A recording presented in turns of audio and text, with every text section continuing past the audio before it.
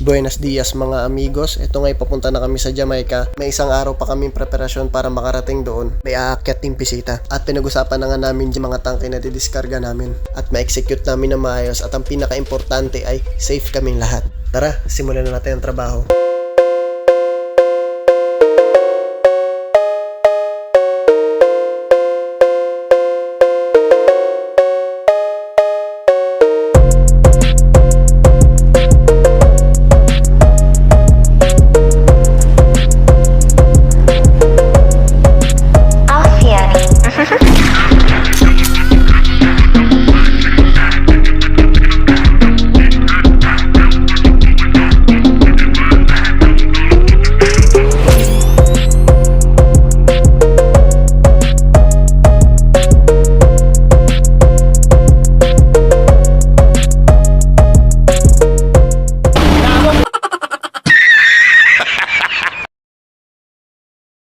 At sa wakas, nakarating na nga kami sa Jamaica at ito nga, pinikap na namin ng pilot.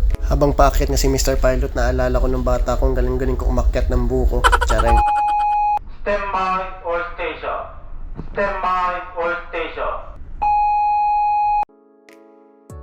At nag-announce na nga dyan ng kanya-kanyang station. Ito, pinipare ko na nga yung lubid ko na magtatali sa puso ni Camille para hindi na siya makawala. Land. At dinahandaan ko na nga itong mga lubid namin para mamaya area na lang at di na kami mahihirapan. At dumating na nga itong tugboat na magtutulak sa amin. At tinagis ko na nga dyan yung messenger. At tinali na nga ni pare ko na parang kalabaw. After nyan, nakuha ko na yung lubid nila at nilagay ko na sa bits. At padikit na nga kami sa terminal at tinagis ko na nga itong heaving line. Fire in the hole! After namin sa spring, nagtanong pa si boss. Hinihila-hila ko na nga itong lubid namin kasi medyo may kabigatan. Sabi ko nga kay George, itabi mo, ako na.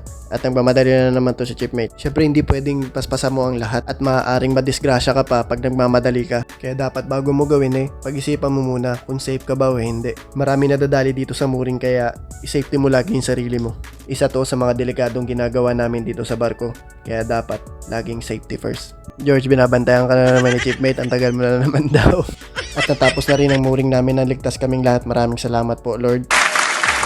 So yun guys, tapos ako. Yun. Ano sabi mo pa sa ating mooring? Minsan masaya, minsan hirap. Ito 3. masasabi ko, siyempre, minsan para sa pamilya, Ayos. good luck na lang sa atin. At laging safety ang tao dito. Tama nga sinabi ni Pampi, minsan mahirap, minsan masaya. Pero syempre, laban lang para sa pamilya. After nga ng mooring, diretso duty na rin ako kasi nga alas 10 pala ng umaga. At dito na rin kami nagpalitan ni Van sa crane. After nga kumain, nagpahinga lang saglit at natulog na rin sa sobrang pagod. 3 days later. After nga ng 3 araw namin ng sais-sais, matatapos na rin kami dito sa puerto. Medyo mahaba na rin tong sais-sais na to kaya medyo masakit na sa ulo. Pag napupuyat nga tayo talagang di mapagkakailang kasing pogi ko na si Bob. By the way guys, bago nga tayo nag-video sa labas nanghingi tayo ng permiso kay Kapitan kaya okay naman ang lahat. Tsaka ang ginamit nga nating camera dyan non-explosive device kaya simulan na ang duty. Tara, trabaho na. At hinanover na nga ni George mga sitwasyon sa duty nila kaya nagsimula na din kami. Tara, samahan nyo kami. So, pagkatapos mo dyan mag-break, standby manifold. Standby manifold. Manifold closed. Okay, manifold close, 3 wings. 3 wings manifold. Okay, doing 5 wings manifold. After nga yan highway na, nag-rounds na ako if may leaking at nag-adjust na ako ng mga lubid.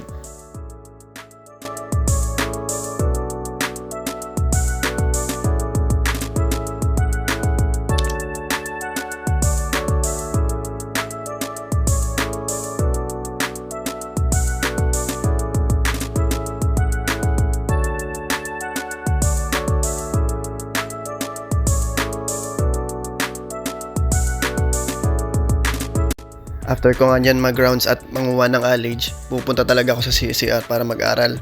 Bihira nga din sa mga opisyal na hayaan ka makapag-aral dyan at mahawakan mo yung mga equipment. Kaya kung may pagkakataon, i-grab mo agad.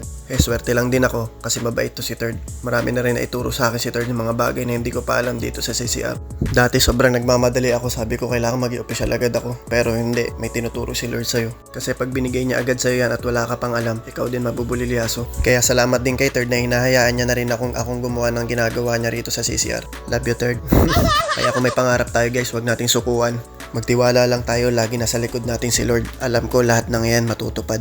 So yun lang guys, ingat tayong lahat. Check it out. Peace out. Check out. Bye bye.